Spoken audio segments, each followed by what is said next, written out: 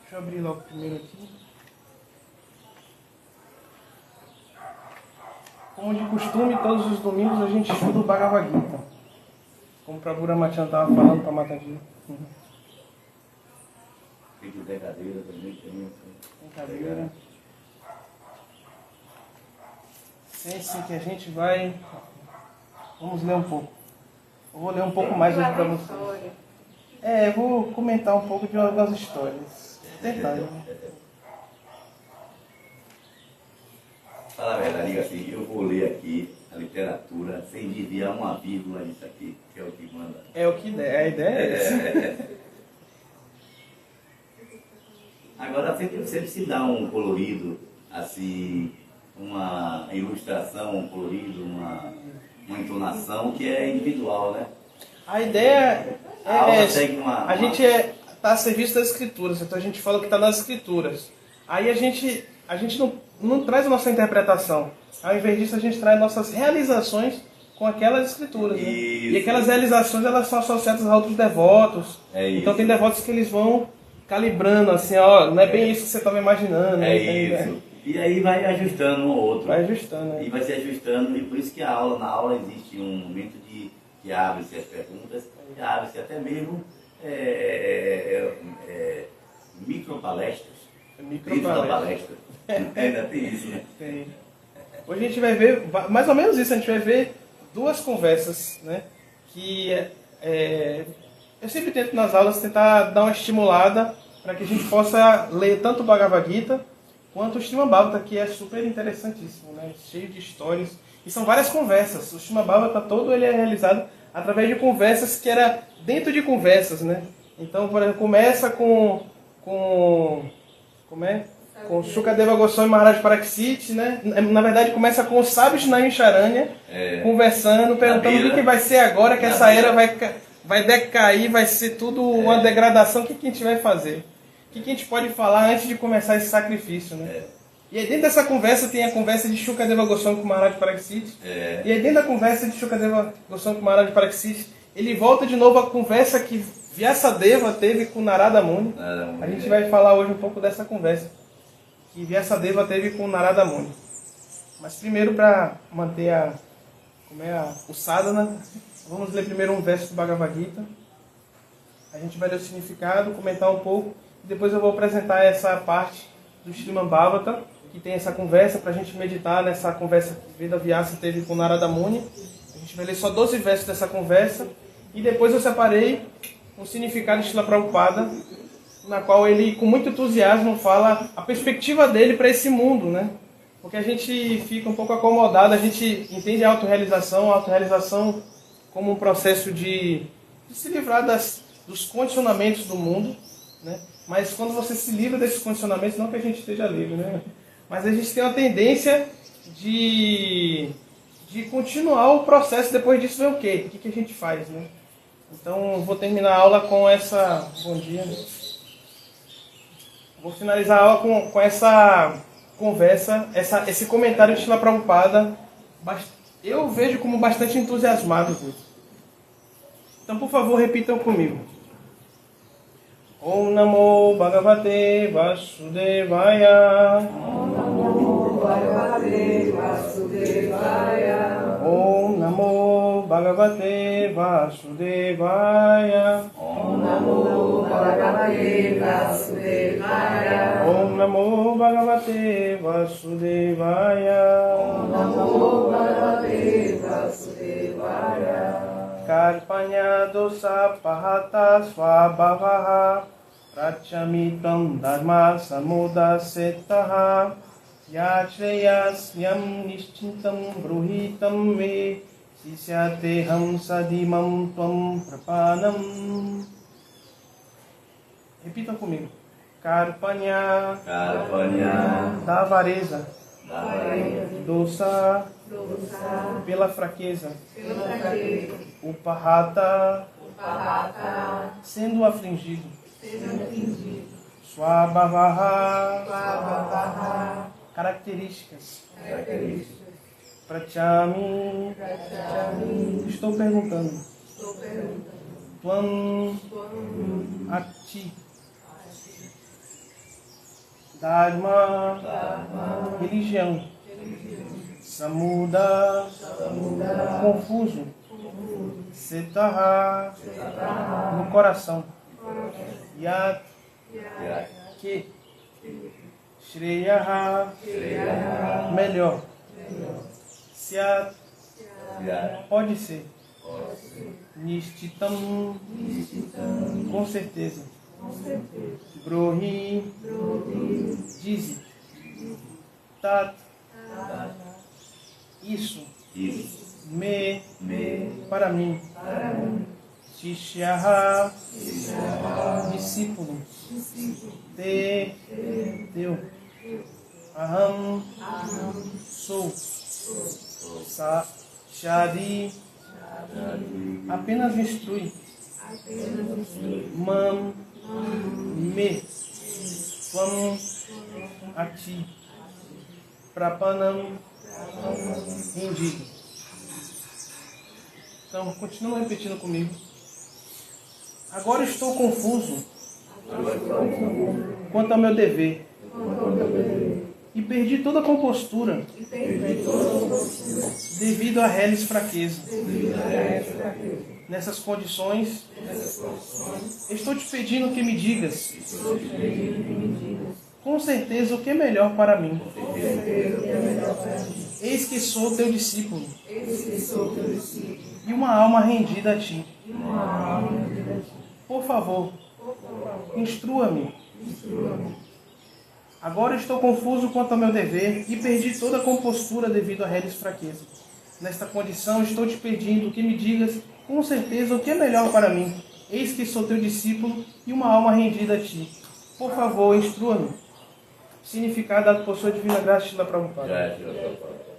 Pelo próprio processo da natureza, todo o sistema de atividades materiais é uma fonte de perplexidade para todos. A cada passo há perplexidade e, portanto, convém que a pessoa se aproxime de um mestre espiritual genuíno, que possa dar-lhe a orientação apropriada para alcançar o propósito da vida. Todos os textos védicos nos aconselham a nos aproximarmos de um mestre espiritual autêntico, para nos libertarmos das perplexidades existentes da vida, que surgem contra a nossa vontade. São como um incêndio na floresta que de alguma maneira abrasa sem ter sido ateado por ninguém. De modo semelhante, a situação no mundo é tal que as perplexidades da vida aparecem automaticamente, sem que queiramos tal confusão. Ninguém quer o incêndio, mas ele ocorre e ficamos perplexos. A sabedoria védica, portanto, aconselha que para solucionar as perplexidades da vida e para entender a ciência da solução, a pessoa deve aproximar-se de um mestre espiritual que esteja na sucessão discipular. Aquele que tem um mestre espiritual autêntico está em condições de saber tudo. Ninguém deve, portanto, permanecer nas perplexidades materiais, mas a todos convém aproximar-se de um mestre espiritual. Este é o significado deste verso. Qual é o homem imerso em perplexidades materiais? É aquele que não entende os problemas da vida. No Brihat Aranyaka Upanishad 3.8.10, um homem perplexo recebe a seguinte descrição: Yova etat aksharam gari aviditsma loka pratisa kripanaha. Avaro é aquele que, estando na plataforma humana, não resolve os problemas da vida, e então deixa este mundo como cães e gatos, sem compreender a ciência da autorrealização.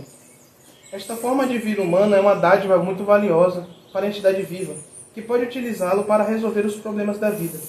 Portanto, quem não faz o devido uso desta oportunidade é um avarento. Por outro lado, há o Brahmana, ou aquele que é assaz inteligente, para utilizar este corpo para resolver todos os problemas da vida. Ya etaksharam gadi vitasma loka pratisa brahmanaha. Os kripanos, ou os avaros, vivendo sua concepção material, perdem seu tempo com excessiva afeição pela família, sociedade e país. Devido à doença de pele, é frequentemente apegar-se à vida familiar, ou seja, à esposa, filhos e outros membros. O Kripana pensa que é capaz de proteger da morte os membros da sua família, ou pensa que sua família ou sociedade em que vive podem salvá-los das garras da morte. Tal apego familiar pode ser encontrado mesmo em animais inferiores, que também cuidam dos filhos. Sendo inteligente, Arjuna podia compreender que sua afeição pelos membros da família e seu desejo de protegê-los da morte eram as causas da sua perplexidade. Embora pudesse compreender que seu dever de lutar o aguardava, mesmo assim, devido a reles fraqueza, não conseguia cumprir seus deveres. Por isso, ele está pedindo que o Senhor Krishna o Mestre Supremo, o Mestre Espiritual Supremo, tem uma solução definitiva. Ele se apresentava a Krishna como discípulo. Ele quer parar com as conversas amigáveis. Os diálogos entre mestre e discípulo são sérios, e agora Arjuna quer falar muito seriamente diante do mestre espiritual conceituado. Krishna é, portanto, o mestre espiritual original que transmitiu a ciência do Bhagavad Gita, e Arjuna é o primeiro discípulo dedicado a compreender o Gita. Como Arjuna compreende o Bhagavad Gita, está declarado no próprio Gita. E todavia, todos os eruditos mundanos explicam que ninguém precisa submeter-se a Krishna como pessoa, mas ao não nascido que existe dentro de Krishna. Não há diferença entre o interior e o exterior de Krishna. E aqueles que não captou esta compreensão só cometem tolices ao tentar entender o Bhagavad Gita. Om Agyanat Mirandasya Gyanajanam Shalakaya Chakshurumiditam Yena Tasmai Shri Gurave Namaha Shri Chaitanya Manobhistam Stapitam Yena Bhutale Swayam Rupa Kadamahyam Dadati Swapadam Tikam. Nasci na mais obscura ignorância e meu mestre espiritual abriu meus olhos com o achote do conhecimento. Ofereço-lhe minhas respeitosas reverências. Quando será que Srila Rupa Goswami Prabhupada, que dentro deste mundo material aceitou como sua missão satisfazer o desejo do Senhor Chaitanya, dar-me refúgio sobre seus pés de lótus? Vandeham Shri Guru Shri Yuta Padakamalam Shri Guru Vaisnavam Cha Shri Rupam Sagrajatam Sahagana Raghunatam Vitam Stam Sajivam Sadvaitam Savadutam Parijana Sahitam Krishna Chaitanya Devam Shri Radha Krishna Padam Sahagana Lalita Shri Vishakam Vistam Cha. Ofereço minhas respeitosas reverências aos pés de lótus do meu mestre espiritual e aos pés de todos os Vaishnavas. Ofereço minhas respeitosas reverências aos pés de lótus de Srila Rupa Goswami e de seu irmão mais velho Sanatana Goswami, bem como Raghunatha Dasa e Raghunatha Bhatta, Gopala Bhatta e Srila Jiva Goswami. Ofereço minhas respeitosas reverências ao Senhor Krishna Chaitanya e ao Senhor Nityananda, e também a Advaita Acharya, Gadadhara, Srivasa e aos demais associados. Ofereço minhas respeitosas reverências a Srimati Radharani e Sri Krishna, bem como a sua companheira Sri Lalita e Vishaka. Ei Krishna, Karuna Sindhu, Dinabandhu Jagatpate, Gopesha Gopika Kanta, Radha Kanta Namostute. Ó meu querido Krishna, és o amigo dos aflitos e a fonte da criação. És o Senhor das golpes e amante de Radharani.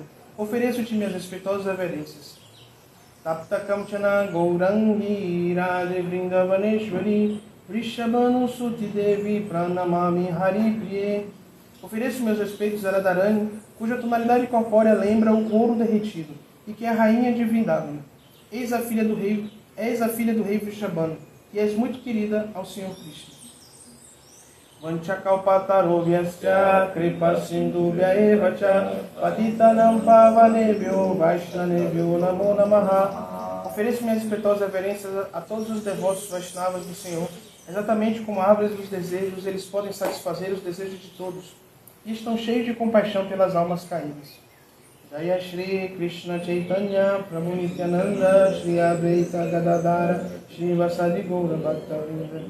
Ofereço minhas reverências a Shri Krishna Chaitanya Prabhu Nityananda Shri Advaita Gadadhara Shri Vasadi Gaura e a todos os outros que estão na linha devocional. Hare Krishna, Krishna Krishna, Hare Hare, Hare Rama, Rama Rama, Hare Hare, Hare Krishna, Krishna Krishna, Hare Hare, Hare Rama, Rama Rama, Hare Hare. Bom domingo a todos, agradeço a presença de vocês nesse domingo. A gente se reuniu hoje um pouco para falar de Deus, de Krishna, nossa concepção, mas fundamentalmente de Deus e da relação que o devoto pode ter com Deus, né? Alguém está vindo pela primeira vez? O senhor? Então nós somos devotos Hare Krishna, né? Nossa base, nosso livro é esse aqui, o Bhagavad Gita. Você já tinha ouvido falar do Bhagavad Gita? Já tentou? Então, o Bhagavad Gita, ele parece grande, né? Mas ele é um capítulo de um livro muito maior, que é chamado Mahabharata. Esse Mahabharata ele foi descrito por Veda Vyasa Mas o que é esse Mahabharata? Ele conta a história como se fosse uma transição de era. Houve uma forma de pensar antigamente nessa terra que era chamada de Bharatavarsha. Hoje é considerada como Índia, Paquistão e parte da região da China, né?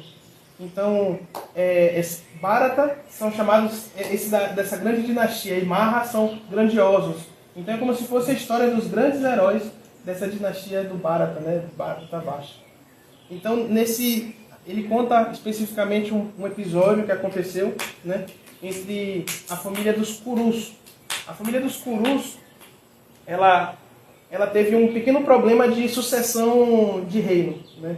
Então, teve uma vacância, a vacância que chama? Vamos dizer certo? Teve uma vacância na vaga de rei, porque o rei tinha morrido e os seus filhos também tinham morrido.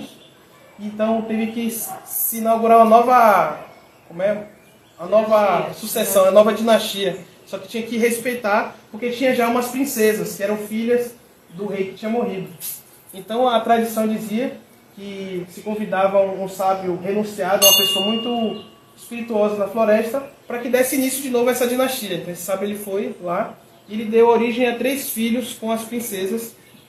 Esses 3 filhos foram os próximos reis, que eram Pandu, Dhritarashtra e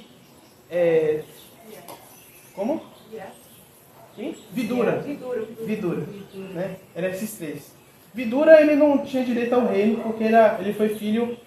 Houve várias intercussões. Essa história é bem complexa, assim, mas eu vou contar só o que se concentra entre Dhritarashtra e Pandu. Porque Dhritarashtra ele nasceu cego, então ele não podia ser rei. Ele era o filho mais velho. E Pandu ele era pálido, ele era bem branco, né? E ele recebeu uma maldição de que quando ele fosse ter relações sexuais ele iria morrer. Porque ele caçou um veado, um animal, no momento do seu ato sexual. Então ele não poderia ter filho. Ele acabou que ele recebeu um mantra, né? A esposa dele tinha um mantra para que ele tivesse filhos de semideuses, né? É uma história bem épica. Então, esses filhos nasceram no mesmo período que nasceu os filhos de Dhritarashtra, que era o rei cego. E então houve uma disputa um racha dentro da própria família de quem iria suceder o trono. Não tinha ninguém e agora tinham 2 partes da família, né? Tinha considerado os reis, os filhos de Pandu e os filhos de Dhritarashtra. Então, isso aconteceu na infância deles, né? Então, o Mahabharata conta como esse episódio foi se agravando. Porque aí os filhos de Dhritarashtra tentaram matar um dos filhos de Pandu, e aí começaram a ter a briga pela sucessão do reino, né? Então chegou um momento que não houve mais diplomacia, houve assim, a Mahabharata conta inclusive como os Pandavas foram, inimaginavelmente tolerantes com os primos, e como eles foram pacientes e tentaram resolver da melhor forma possível, e até chegou um momento que não dava mais, assim, chegou o momento de uma batalha.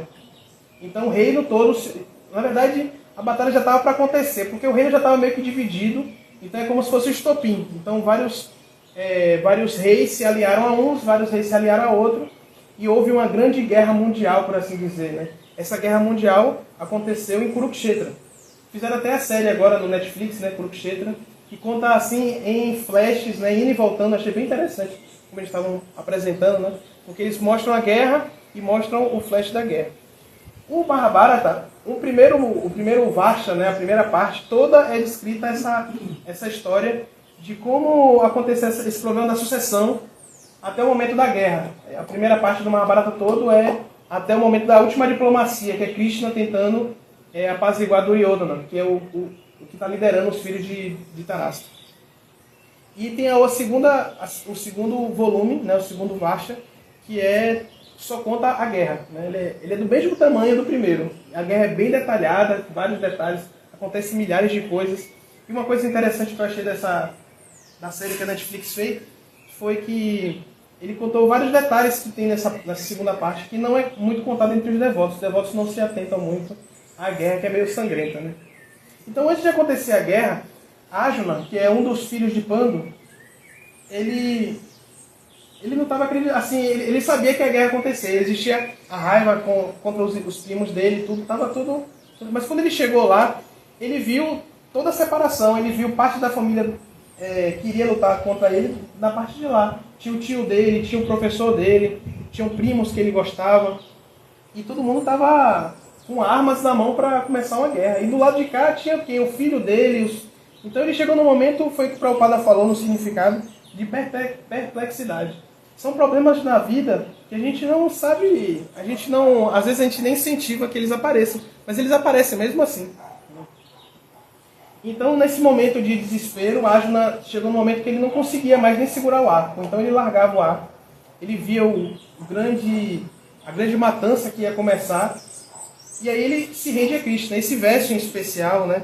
Eu separei ele porque é o verso que Arjuna fala: Krishna, sinceramente eu não tenho nem energia emocional, não tenho força emocional interna de mim, e também não tenho como argumentar contra esses turbilhões de pensamentos, essa lamentação, esse desastre iminente que vai acontecer. Então ele se rende a Krishna. E Prabhupada enfatiza muito bem essa questão, né? E ele fala que o diálogo porque Arjuna e Krishna eram amigos, são amigos, né? Mas quando Arjuna ele se rende a Krishna, ele fala: eu não quero mais uma conversa amigável, eu não quero que você passe a mão na minha cabeça como amigo. Eu quero que você seja firme comigo, fale a verdade, seja sincero e me diga o que é a verdade, para onde eu devo seguir, para onde me orientar, né? Então, primeiro, para Arjuna ter feito isso, ele confiava muito em Krishna. Então, ele já tinha uma relação com Krishna, ele sabia quem era Krishna, né? Toda a literatura, todas as indicações, vários sábios, inclusive o tio dele, acreditavam que Krishna era a suprema personalidade de Deus. Então, Krishna começa a falar o Bhagavad Gita, né? Tá, e quando foi isso, a data mais ou menos? A data não pode perguntar, não tem problema não. A data, olha, tem uns... o Mahabharata, ele tem várias... não tem pistas assim materiais, mas tem pistas astrológicas. Assim, existiam aonde estava tal planeta, quando aconteceu tal coisa. Existem alguns fenômenos astrológicos que aconteceram também durante a guerra. A gente sabe que durante a guerra houve um eclipse solar. Então, com dados arqueoastronômicos, né, para ficar, não foi nem astrológicos, foi regressão matemática mesmo, né? A gente pegou e chegava na data. Isso teria acontecido mais ou menos há 3.000 anos antes de Cristo, né? Ou seja, seriam mais ou menos 5.000 anos atrás, partindo da data que a gente está atualmente. Esse eclipse. Aí esse eclipse foi uma das pistas, né? Uma das pistas que a gente tem de que houve um eclipse na região de Kurukshetra, então fica mais exato, né? Chegar a tal ponto. O primeiro matemático que fez isso foi até Aryabhata. Ele tem até contribuições na área da matemática também. Então o Bhagavad Gita é esse processo, né? Esse cenário, por assim dizer. Eu estava falando no início da aula, antes de alguns chegarem, que eu sempre tenho como propósito da minha aula, da aula que estou aqui servindo a Srila Prabhupada, de estimular a leitura dos livros. Como os livros são realmente muito interessantes, eu sempre fico lendo e relendo. Então, e queria abordar principalmente também essa relação que o Prabhupada fala sobre o mestre espiritual. E uma sucessão de discipular é ideal. Quando a gente estuda o Bhagavad Gita, né, ou o próprio Srimad Bhagavatam, a gente vai observando, né, por exemplo, tem o significado, os comentários dados por Srila Prabhupada. Srila Prabhupada é nosso mestre espiritual, é aquele que está no quadro ali, que está no altar também aqui, dourado.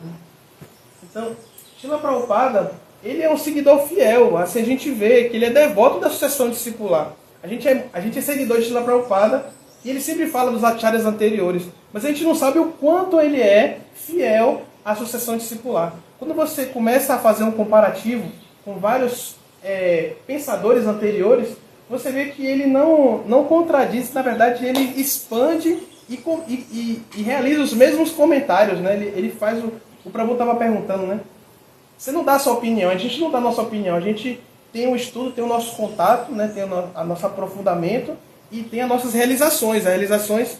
Então o que a gente vê no significado de Prabhupada? As realizações dele. Né? O momento em que ele estava escrevendo o Srimad Bhagavatam, o momento em que ele fez todo esse movimento, né? Ele saiu da Índia, né, com quase nada, atravessou o oceano para chegar em Boston, depois ele foi para Nova York, e lá começar um movimento da consciência de Krishna, né, que era um movimento que tentava, Eu vou ler aqui, ele vai falar mais ou menos isso. Recuperar a divindade e a pureza da sociedade humana, que estava completamente, ainda a gente observa esse cenário, né? Completamente corrompida. Completamente corrompida.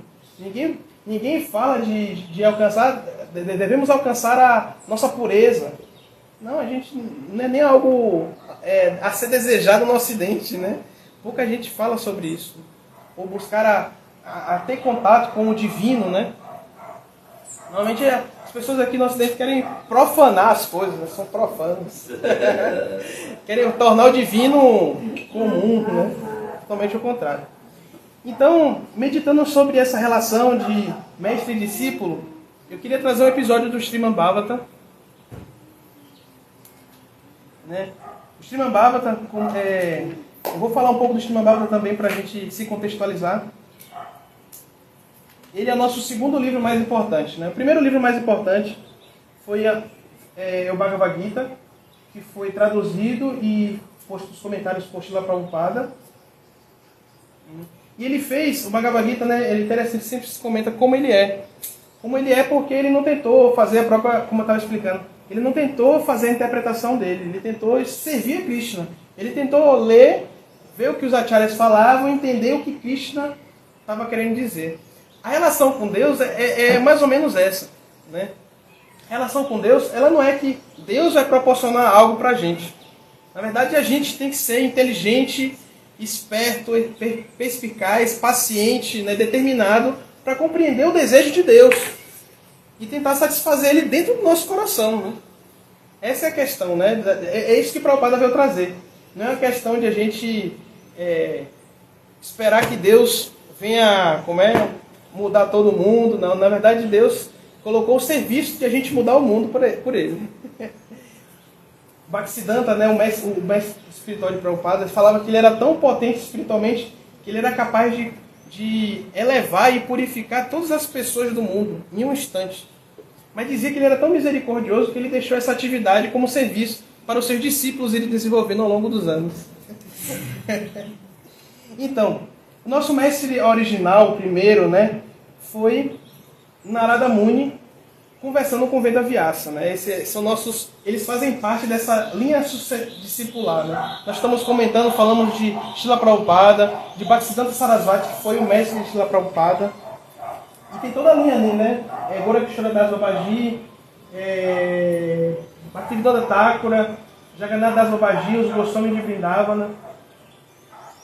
Mas inicialmente, né, o original, assim, os primeiros, né, não estou falando que todos os outros sejam originais, todos são pessoais, todos enriqueceram mais ainda, né? Se fala que essa sucessão discipular é como tirar um néctar, uma manga intacta, e ela vai passando. Só que no caso, também se considera que essa manga é como mordida por um papagaio. Se fala que quando a fruta está mordida por uma... Você já viu esse mito do interior, né? Que quando você chupa uma manga que está mordida por um passarinho, ela é mais doce ainda.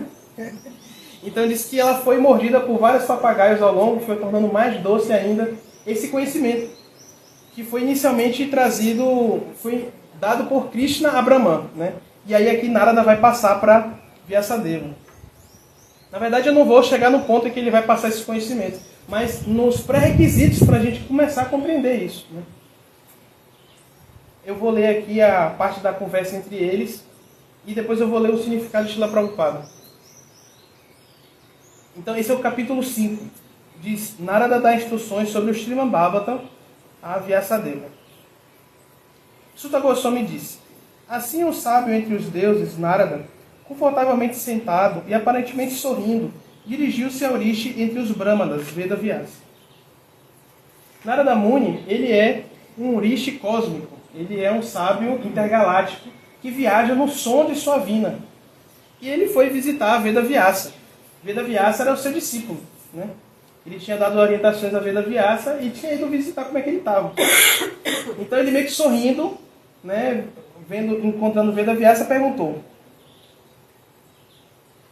acaso está satisfeito por identificar o corpo ou a mente com objetos da autorrealização? Tuas perguntas foram completas e teus estudos também foram bem executados. E não há dúvida de que preparaste uma grande e maravilhosa obra, o Mahabharata, que é repleto de todos os tipos de episódios védicos elaboradamente explicados. delineaste completamente o tema do Brahman impessoal, bem como o conhecimento decorrente. Por que estarias descontentes a despeito de tudo isso, meu caro Prabhu, pensando que deixaste algo ainda por fazer? Shri Vyasadeva disse. Então, rapidinho, antes de continuar, né? Então, o Narada Muni perguntou, assim, de forma provocativa, meio que já sorrindo, com um sorriso na boca.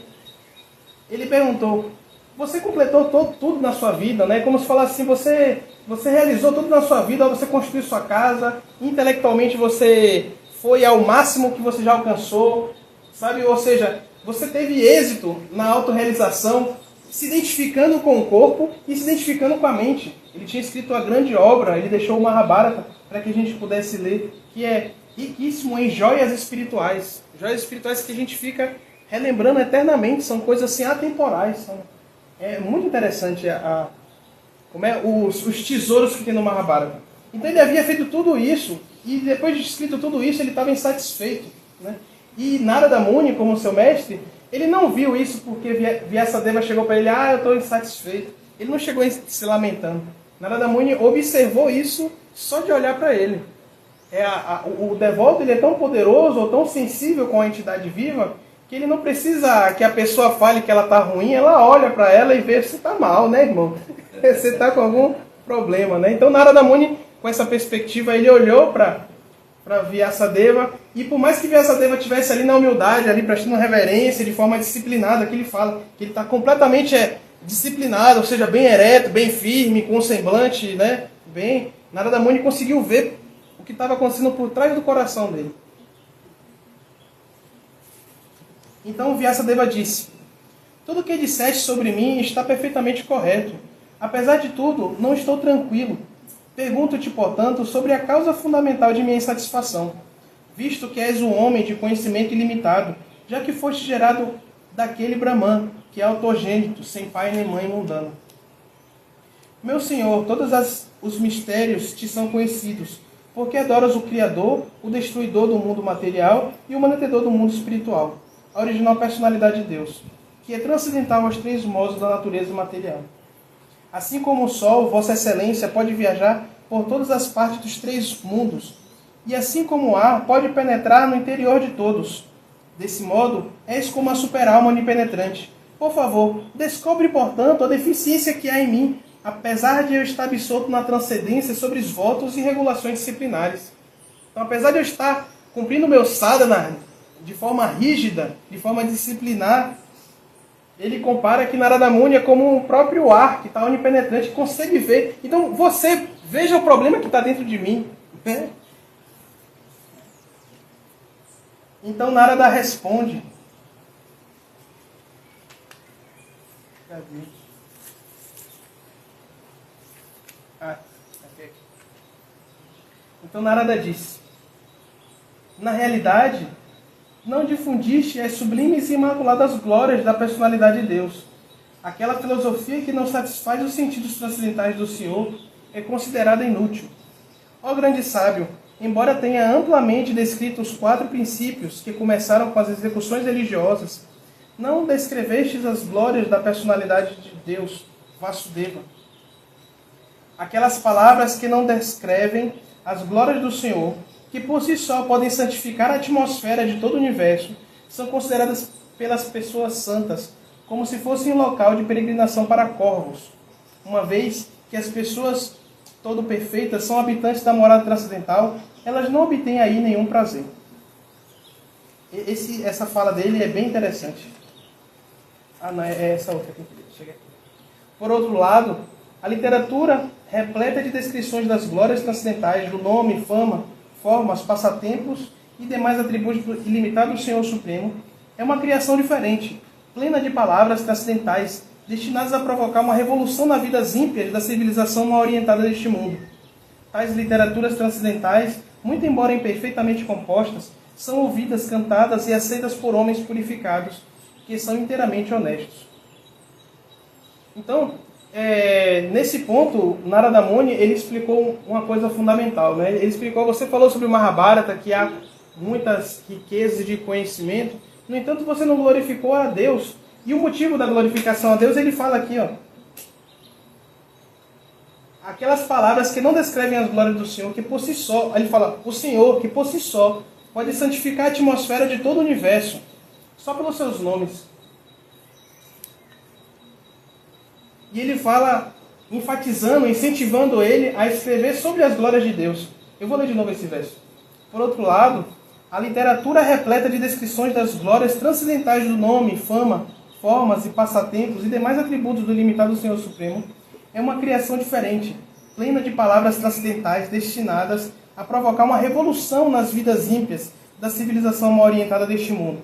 Tais literaturas transcendentais, muito embora imperfeitamente compostas, são ouvidas e aceitas por homens purificados, que são inteiramente honestos.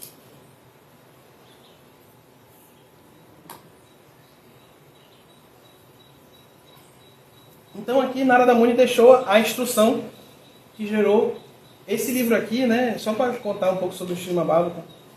Ele é o primeiro volume, é o primeiro canto, primeira parte, né? O primeiro volume ele tem 2 partes. Mas ao todo são 12 cantos, é uma coleção assim de livros, cada um tem quase 700 páginas. E até o 9º canto tem os significados de Srila Prabhupada, e a partir do 10º canto tem os significados dos discípulos de Prabhupada, liderados por Acharya Deva, né? E é um livro muito grande, se a gente for ler, é uma literatura para a vida toda. E é repleta dessa liberação. É interessante como as histórias relacionadas a Deus, elas liberam a gente dessas perplexidades que a gente leu no início. A perplexidade que Arjuna estava de acordo com aquela guerra, que é algo tão grave, né? A gente às vezes para por perplexidades muito mais simples no nosso cotidiano, na nossa vida, né?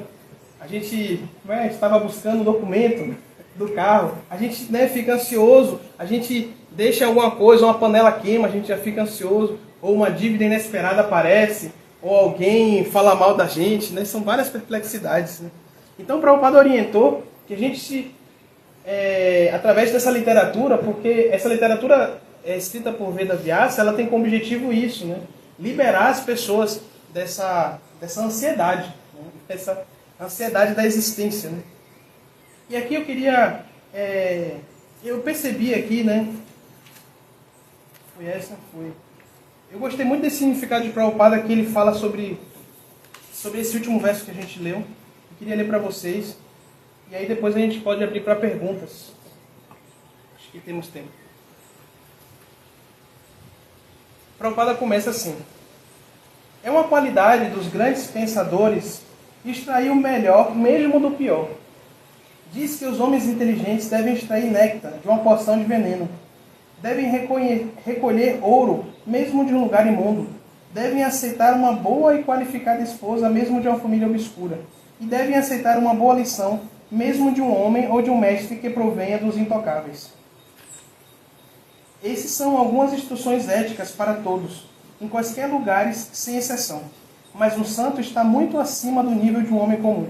Ele está sempre absorto em glorificar o Senhor Supremo, porque por difundir o santo nome e a fama do Senhor Supremo, a atmosfera poluída do mundo transformar-se-á. E como resultado da propagação das literaturas transcendentais, como o Srimad Bhagavatam, as pessoas tornar-se-ão sãs em suas realizações.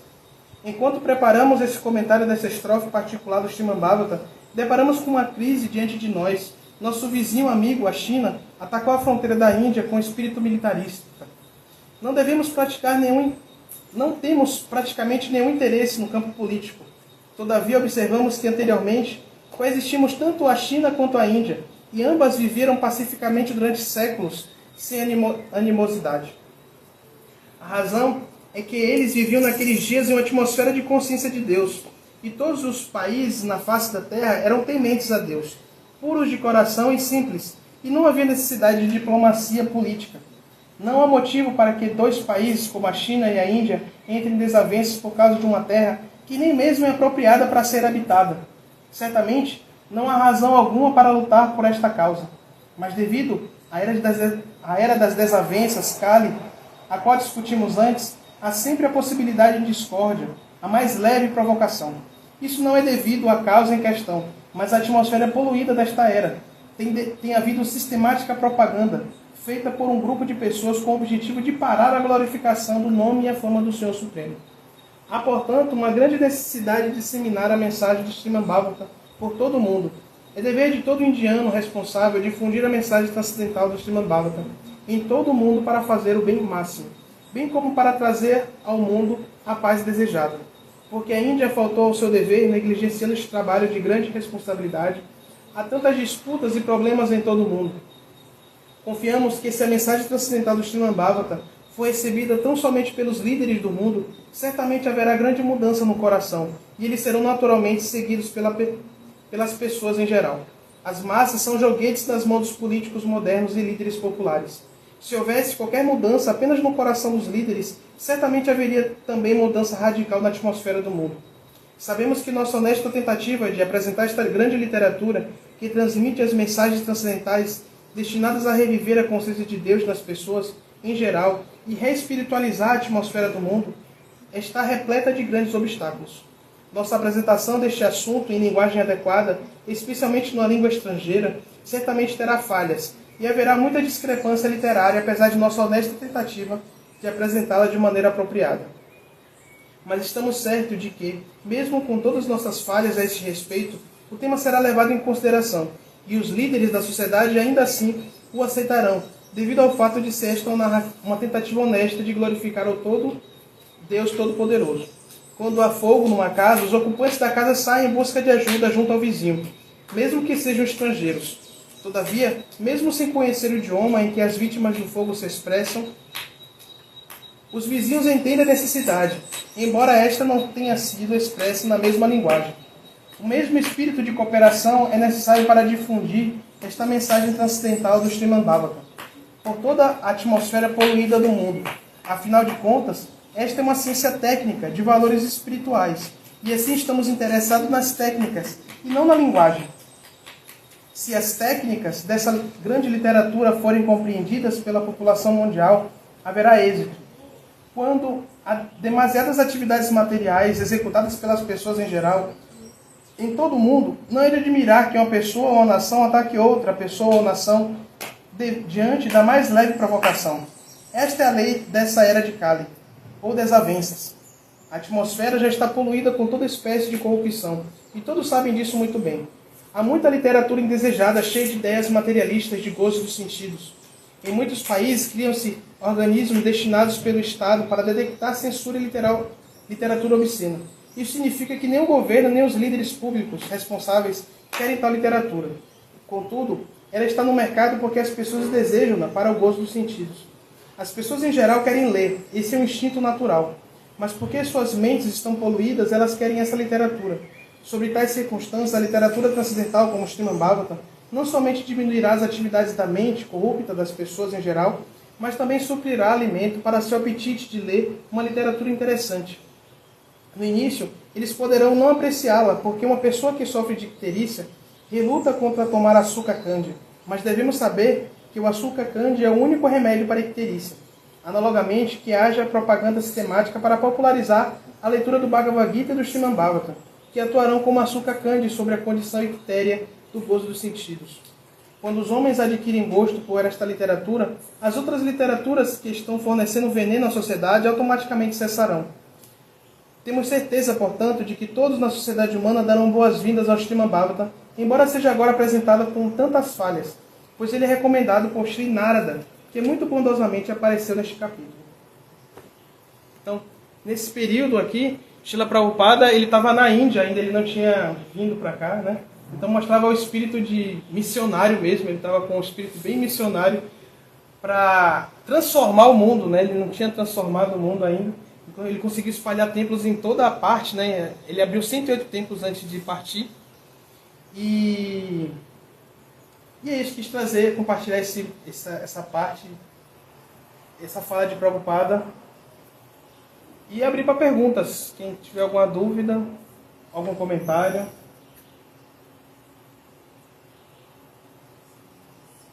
Prabhu Damodara, quer fazer uma pergunta?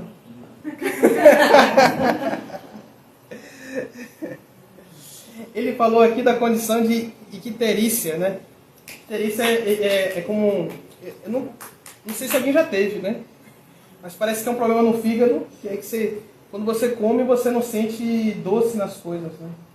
E aí se fala pela medicina ayurvédica que quando você come açúcar candy, que é um açúcar puro de uma cana específica deles, é um docinho, você chupa e não sente o doce, aí você continua chupando e que um momento aí começa a ficar doce. Né? Ele fala que essa literatura transcendental é mais ou menos dessa forma. Por quê? Porque nós somos acostumados, assim, desde o nosso surgimento nesse mundo material, de que a gente precisa obter coisas, trabalhar por... Eu faço algo buscando algo, né? Isso é o karma, né? A gente faz uma coisa achando que tal coisa vai acontecer, né? Normalmente é assim, né? A gente bota o arroz no fogo, bota a água e pensa que vai esquentar e cozinhar o arroz, né? Mas não, acaba queimando. Né? O resultado a gente não tem controle. O Bhagavad Gita está tentando explicar isso, que a gente não tem controle sobre o resultado. Mas a gente tem controle sobre a ação. Né? Então, esse E então, Prabhupada considera, né, ele estava explicando aqui, que essa narrativa mental, né, só vou finalizar esse editor, essa narrativa mental de karma, né, que eu faço isso para que aquilo aconteça, né, ou eu tenho amizade com esse rapaz porque eu tenho quero uma coisa dele, ou tal fulano é assim, é todo esse karma, né, é como uma icterícia. E que a literatura védica, ela é como um remédio para essa mente viciada, em que tudo tem que ter algum proveito, tudo tem que ter uma utilidade. Então, eventualmente, inicialmente a pessoa vai ler um livro desse, e ela vai ver, poxa, eu não consigo aplicar isso aqui nos meus negócios, eu não consigo ficar mais rico com isso aqui, ou eu não consigo manipular melhor as pessoas, ou fazer ou tem aqueles TED, né? Eu não consigo fazer uma palestra e movimentar massas. Então você não vai encontrar nada disso aqui, né? Você vai encontrar algo para satisfazer o coração, né? Essa fé, é interessante isso. Eu gostei muito desse significado de Prabhupada, porque mostra a fé, inclusive a fé que Narada Muni tem, de que essa literatura pode transformar o coração das pessoas, né? Ele fala, não, a gente só precisa mandar para os líderes. Se os líderes lerem isso aqui, com certeza o coração deles vai mudar. Prabhu? Você falou sobre a importância dessa literatura, né? De como ela pode melhorar a nossa sociedade, que é uma coisa assim, muito clara que o Prabhupada fala sobre isso. A minha pergunta é, existe algum outro processo, além da leitura dos livros, que a gente possa fazer para que haja essa reforma na sociedade, essa reforma interna? Né? Você fez uma pergunta maravilhosa. Então, como Arjuna fala no próprio Bhagavad Gita que controlar a mente é mais difícil do que controlar o vento. E olha que o vento é muito difícil de controlar, né? Ele vai para um lado, vai para o outro. Então, para que a gente possa sair desse vício, dessa vivência da narrativa do karma, a gente tem que utilizar todos os recursos ao nosso favor. Todos os recursos ao nosso favor é o que Krishna fala, ele coroa, né, o Bhagavad Gita com essa técnica, que é a Bhakti Yoga. Até chegar lá, ele vai mostrando vários processos na qual a gente consegue sair dessa narrativa. Ele apresenta Karma Yoga, ele apresenta Jnana Yoga, ele apresenta Dhyana Yoga. Eu vou falar rapidamente e vou falar de Bhakti Yoga, que é a junção disso tudo, é a gente fazer com espírito completo de imersão. Então, em Karma Yoga, a gente tenta começar a agir não para o benefício nosso, né? A gente faz para a satisfação de Deus. Jnana Yoga são aqueles que têm interesse pelo conhecimento. Porque tem pessoas que têm inclinação para agir e tem outros que vão ter inclinação para estudar. Então essas pessoas que têm inclinação para estudar, elas podem ocupar essa energia delas estudando a própria literatura, chamado Jnana Yoga. Né? Você está conectando a energia de estudo a se lembrar de Deus. Né? E tem o Jnana Yoga, que é meditação, aquele que ele estuda. Ele tem conteúdo, né? Só pode se meditar depois que você tem conteúdo, né? Aí você medita e lembra disso, né? São essas técnicas que o Prabhu estava querendo falar, né? É Lila, Smarana, você lembrar dos passatempos de Deus, você está conectado com sua forma, com seu nome, né? E Bhakti Yoga, que é a junção disso tudo. A gente está agindo, a gente está estudando, a gente está colocando nossas emoções a serviço de Deus. A gente está colocando todos os recursos da nossa mente. Música, culinária, arte, tudo que a gente estaria fazendo, talvez por um desejo mesquinho no mundo material, por conquistar alguma coisa, a gente consegue se libertar disso, né? E transformar tudo isso em misericórdia, em praçada, ao oferecer isso a Deus. A ciência da Bhakti Yoga é isso, né? Em vez de a gente profanar as coisas, dizer que nada é de Deus e tudo do mundo, né? Que ninguém manda e que sou eu que mando. Na verdade, a gente tenta o outro contrário, né? Na verdade, tudo é de Deus, a gente não tem nada, nem o nosso corpo é nosso, a gente tem os nossos desejos, nossas coisas. Mas aí a gente passa por essa vida no mundo e a gente fala assim, eu fiz o que por esse mundo? Esse mundo me deu tanta coisa, me deu ar, me deu comida, eu conheci essa moça da Mayananta, eu conheci a casa do Prabhu, fui lá na casa de Chandramukha. A vida ela vai dando milhares de experiências pra gente, a gente não tem, até sem a gente fazer nada, ela faz coisa pra gente. E a gente não faz nada em troca pela vida, a gente não faz nenhuma disposição de serviço, né? Não estou querendo, né? A ideia, e não que isso seja algo desanimador, né? Por favor. A ideia é que essa disposição de serviço é o que amplia a doçura da vida, né? Prabhupada veio mostrar isso pra gente, que naturalmente a gente já tem várias coisas, né? O processo que Veda Vyasa explica no Mahabharata é o processo da vida que a gente faz até hoje, né? Toda a sociedade do mundo realiza esse processo, que é o processo de karma. Eu não sei, são os 4 princípios, né? Que você primeiro tem que trabalhar, você tem que estudar, trabalhar. Depois que você trabalha, você tem riquezas e depois você desfruta dessa riqueza e depois você se liberta do mundo material, né? Esse é o processo descrito pelos Vedas. Os Vedas vão chegar nesse processo. Eles vão dizer, ó, a vida é essas etapas, né? Você passa por etapas dessa vida e em algum momento você se liberta disso. Então você tem que, todo o processo que você vai entrando nessas etapas, você tem que entrar consciente disso, né? Só que o plus é isso, né? A devoção, ela é um plus da liberação do mundo. A gente pode se libertar do mundo, realmente não se apegar às narrativas, né? As narrativas do mundo podem não interferir na nossa estabilidade emocional ou não, mas isso não significa um estado artificial. Significa um estado de bem-aventurança, de redoçura o tempo todo, de apreciação da relação que cada indivíduo pode ter com Deus, né? Essa é uma coisa que é como animasse, né, a existência, né? Porque se a gente for pensar só no niilismo puro, né, as pessoas niilistas, assim, estatisticamente, né, eu falo pela minha estatística, as pessoas niilistas, elas encontram um vazio e nesse vazio encontram grande tristeza. Grande tristeza, né? Mas quando a gente preenche toda a realidade, né, o contrário seria espiritualidade pura, né? Niilismo é nada tem significado. Na espiritualidade, tudo tem um significado. O momento que o sol nasce, o momento que ele se põe, está nublado, não está nublado, ou veio devotos, não veio devotos, tudo se torna espiritualizado, né? O devoto está sempre se relacionando com Deus, né? Numa relação que ultrapassa as barreiras dos corpos materiais, né? Mas eu acho que eu expliquei, Prabhu. Alguém tem alguma dúvida? Quer um comentário? O Prabhu Bhakta animal.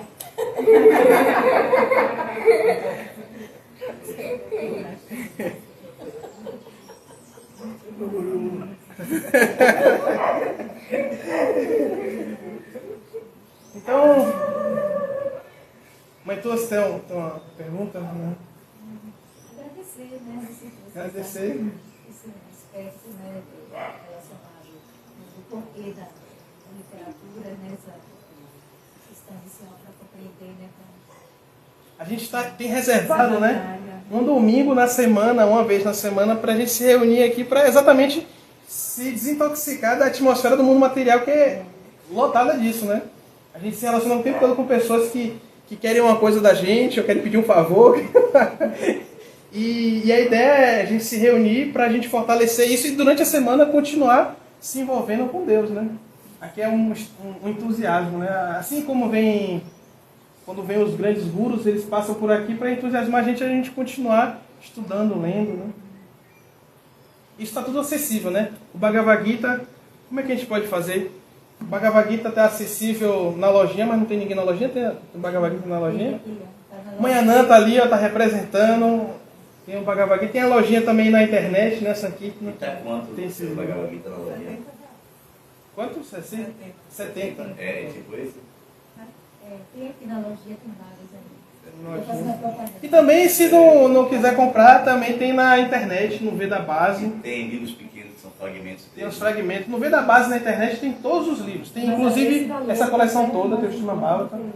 Que são histórias, assim, não é um livro... Eu comentei muito de parte filosófica, né? Mas o Srimad-Bhagavatam ele é cheio de histórias. E várias histórias assim que você fica refletindo. É combustível de meditação, né? Dizem que os yogis eles ficavam lendo, né? E aí as histórias eram tão interessantes que eles paravam e ficavam assim, fechavam os olhos. E ficavam ali pensando naquela história por dias. Pensando, nossa, aquilo, como é que aconteceu tal coisa, né? Como é que Shiva bebeu o oceano de veneno, né? E conseguiu dar o néctar aos semideuses. Como é que Brahma, Shiva apareceram, né? Como Brahma surgiu do umbigo de Vishnu. Que história! Diga pra mim. E realmente, toda vez que a gente lê a Bhagavad Gita ou a Bíblia ou alguma escritura sagrada, ela funciona com uma carga da bateria da energia espiritual, para você, inclusive, dar uma força para cantar japa, você vê, dá uma força para você fazer uma palestra, como você vê, dá uma força para você se acalmar quando você está atribulado com umas questões materiais. Ou se situar, está né? muito em maia, né? Está totalmente assim, atribulado, né? Aí você lê, é um tiro incrível. Realmente é a literatura. Pelo menos para mim. A pessoa pode alcançar a autorrealização assim, né? Inicialmente a gente aprende com os devotos. Os devotos chegam aqui, a gente se reúne, aí faz o processo aqui, vamos ler, aí você experimenta a atmosfera, né? Falar de Krishna muda o coração, né? Aí depois a gente canta, aí depois a gente come prachada, fica junto. Mas esse processo é um entusiasmo da qual a gente pode fazer sozinho em casa, né? O tempo todo, né? Chega de manhã, lê um pouco, canta uma japa, faz uma comida, e daqui a pouco você está sozinho em casa com um sorriso desse tamanho, pensando altas ideias. Diga, mãe. Então, pegando esse gancho aí fazendo assim, propaganda, né? Falando, né, sobre a questão da lojinha daqui, que tem várias unidades da daqui que está mais em conta do que você comprar na livraria. Então, quem não está ainda... Tá mais pronto, aí a matéria está com mais em conta ainda. Mais de 30% mais barato. E ter esse êxtase, né, da leitura, dessa aprendizado, aproveita esse momento. Claro, qualquer coisa encontrar amanhã não, tá? Procurar amanhã. Pode falar. Para a verdade, você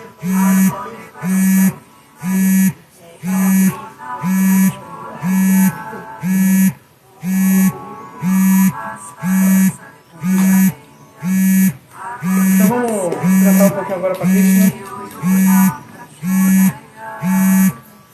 Todas as glórias dos devotos reunidos. Todas as glórias da Srila Prabhupada.